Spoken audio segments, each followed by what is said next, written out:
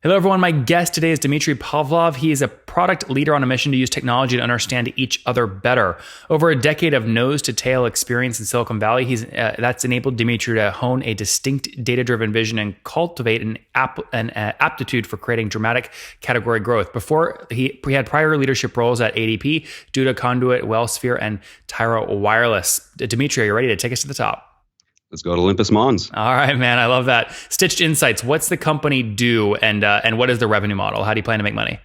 Totally. Stitched Insights is actually transforming the ways that companies are using customer data currently. So we're a machine learning engine, and we're capturing the underlying thoughts and emotions from customer data. And we're actually helping large companies right now gain billions of dollars worth of insights to help them influence how customers actually feel about their brand, rather than just the express content. Okay. And we're actually monetizing this through a couple of ways. We found some early traction with some telecoms and some CPG companies, and we actually have a pretty simple, straightforward model where we charge $25K a quarter for one data stream. So we can basically, with additional $5K per additional data stream. A data stream would be something like internal customer support tickets, like a data lake, or something like customer reviews.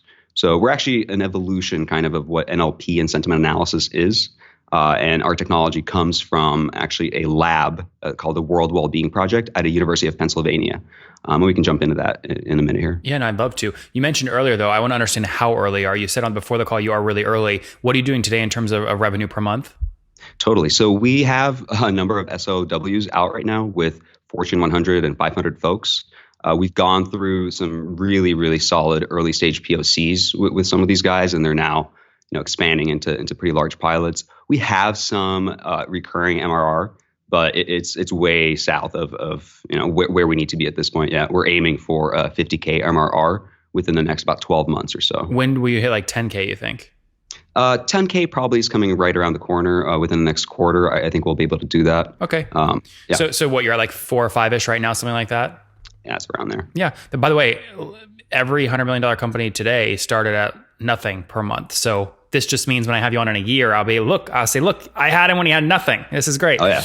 Yeah, all right. Totally. So good. That's great. And the 5,000 right now you're doing per month, that's across how many customers? So we have, we're mostly on the SOWs right now. We have a couple of the early customers that we had when we launched in beta about a year ago. And they're still ongoing on the previous platform. So this newer platform that we just launched is actually way more substantial and it costs a lot more as well. Yeah, no, it's great. I mean, by the way, that's typical. But how many of the early folks do you have on? You're talking like 3 or 4 or 5, something like that? Yeah, a couple. Okay, good. And then are you going to force them into a higher price plan? This is a big thing everyone always hits when they're early. Is do you move them up? Oh, right. So actually, we started with aiming at startups initially. So we partnered with GSV Labs. Here, actually, we're a portfolio company of GSV Labs. Oh, okay. And they have a number of really cool startups here that we started working with and kind of launched the beta version of our product. We did that for a number of months, and then we realized that in this ecosystem with all the corporate partners around here, in-house actually here we have amazing folks like GE Appliances and 3M and really Times of India and big corporations. So we realized, hey, there's a pretty good opportunity to condense our sales process here and actually go through large companies and actually do some POCs that way. And we launched a couple of really early, just bare bones products that were able to capture internal data. And we used our engine basically to look at reviews. We looked at things like internal customer support tickets. And we were able to actually just really easily show insights that these teams really didn't think we can get to. What we're doing essentially is like automating market research in a sense, where we can understand the entire space of everything that customers care about. With our engine, basically not just the express things, but the things that make them anxious, the things that make products really sticky. And this came out of the project, the World Wellbeing Project originally, that looked at psychological states from people rather than the expressed content they're saying. I want to dive more into that in a second, but round up the economics for me. So you raised capital. It sounds like how much total? Yeah, we're a little over $250,000 right now just from private investments. We're actually raising a 500 convertible note right now. Basically to help us finish off some of these larger pilots and go into kind of loud commercial mode. And how many folks on the team? Is it just you and the co-founder, or just you, or? No, we actually have quite a good team here. We have Dr. Johannes Eichstadt, who's heading up our data science team. We have Andy, who's our CTO as well. We have a team of about 10 or 11 folks now. We actually just had one of our key advisors come in and participate in a more kind of a leadership role as well. And everyone's in California? Yeah, actually, most of us in California. Half the folks are in the leadership roles are just doing this out of the goodness of their heart for the past like 10 plus months.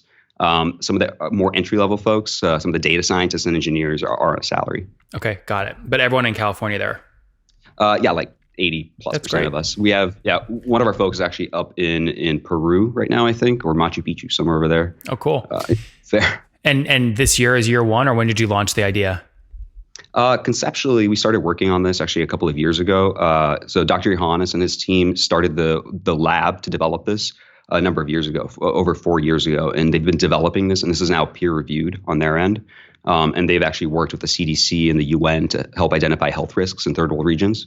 And we've been on our side developing these kind of methods for a couple of years now, and we actually launched Stitched Insights at the beginning of this past year. So we're about 10 or so months into it. Yeah, very good. So 2018 launch date. And then walk me through getting your first kind of proof of concept, okay, going out, right? How did you convince that first person to let you try this? Yeah, that was actually really interesting. Part of our go-to-market strategy that we figured out, we've actually worked with a lot of really cool teams here around the Bay. IBM Watson actually has been really, really useful for us. We've worked with some folks on that team, and they helped us actually frame a really clean go-to-market strategy. Basically, we have external data immediately now, and we actually targeted product teams that have things like competitive reviews. So for our first actually POC, a large-scale POC we did for a Fortune 100 customer, was we looked at under-sink water filters. But hold on, how did you get in touch with that person though first, right? Fair enough. So that was through our advisory network. So GSV Labs is actually on our board as well, and they own a piece of equity. Alec Wright who's their CIO, Chief Innovation Officer. He's on our board as well. We also have Tom Kalinske, who's, I don't know if you're familiar with Tom. He was the CEO of Sega of America. In the 90s, he basically introduced Sonic the Hedgehog and brought that company into several $1 billion. He was also responsible for Barbie, for He-Man, for Flintstones, Vitamins, all these really iconic brands. And these guys have amazing, amazing networks, and we're able to kind of make some really nice early introductions for us to validate some of our kind of early assumptions. And the very first thing that we did is kind of try to do a super, super bare bones, just the simplest kind of project that we could do. And we delivered an interactive dashboard, basically, that had something like 10 broad insights.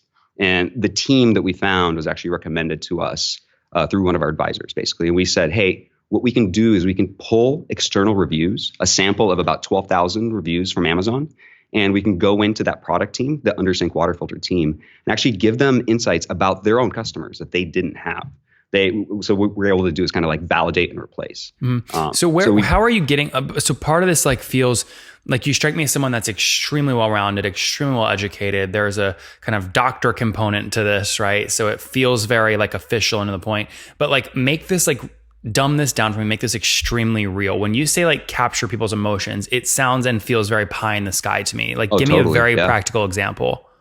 Yeah. So to set the context, actually, I think it'll be helpful so the original point of this technology was to look at survey methodologies being used by folks like the CDC, Center for Disease Control. And what the CDC would do is if they wanted to predict a region's susceptibility to disease, like Miami's risk for heart disease, what the CDC would do is they'll go out and they would survey about 1,000 people to get statistical confidence. It takes a bunch of time, a bunch of money. So what Dr. Johannes and his team did is they developed a new set of machine learning and essentially an evolution of natural language processing methods that are able to look at the linguistic structure and the syntax of text. And by simply looking at tweets, they were able to significantly outpredict the CDC for things like we were able to predict things like, is the person depressed? Is the person anxious about something? Are they influenced by social factors like their family, or are they more influenced by social factors like their friends? And what we realize is there's a really, really beautiful application for this technology in the consumer space. We can look at what customers are telling businesses in customer support requests, in reviews, and we can actually understand a whole new different way of understanding how severity works. So if somebody, for instance, reports, hey, these 3 things are broken. So for our first POC for this under-sink water filter that we did, a really neat thing came out that people were telling the company that, hey, installation is really critical to us. The water flow is also really important, and how much the water tastes is also super important. As a product manager, you have to figure out, okay, which one of those 3 do we actually do we actually focus on? What's the most important thing to our customers? And previously, what we can do is we can look at, word counts. We can look at like TF-IDF, term frequency to inverse document frequency, which is useful up to a point directionally. But really, you're not understanding what are the underlying causes. How do they feel about what they're saying? So what we're able to do is actually look at those three issues and say, actually, you know what? People are way more anxious about installation not working out than anything else. And the thing that actually is predictive of a positive experience is a positive installation, right? We can actually understand with the R value, with the Pearson product coefficient, how predictive of something is an experience, right? And this is kind of new in the space. And what we're doing is we're looking at things like internal customer support requests. And we have actually on the telecom side, they have hundreds of thousands of calls coming in. And an agent has to look at this call and say, hey, this is an issue or this is not an issue. This is important or it's not. What we can do is, because we actually collect data externally, anything that's open source, we look at things like reviews and competitor reviews. And what we're able to actually find is that if an agent says, this may be not an issue, we can say, actually, this one issue represents about 20% of the total issues your competitors are experiencing. So this is going to be a really severe issue. And furthermore, we can actually catch that before issues come into these companies. So we can start predicting away really severe issues that they will experience. And on top of that, we can actually understand if a request is coming in, if it's an anxious person really telling you something, we can route that person to an agent that handles anxious people really well, right? We can understand kind of the underlying intent behind this. Yeah. We actually kind of have a framework for thinking about it, but yeah. Yeah. Look, it's interesting. For me, it all sounds wonderful. I'd love to see it working after you launch one of these POCs and really understand like how it saves someone a ton of money and how it's directly attributable. And it sounds like you're well on the way of doing that. Yeah. So one of the main levers that we're hoping to affect is on the market research side. We found that on average, it's like a 16 to 18 month R&D cycle for any product development. Any month that you can accelerate that the R cycle is product ROI increases by about 15%.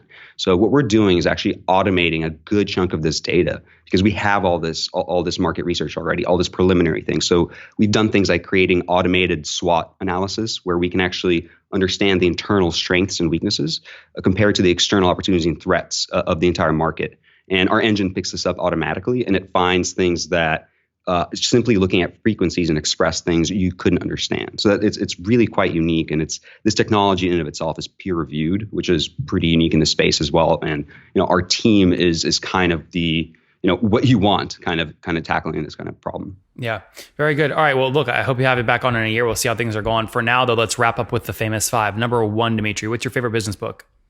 Right now, Console Wars by Blake Harris. That's a great book. It's about actually Tom Kalinske and how he did CEO. What's it called?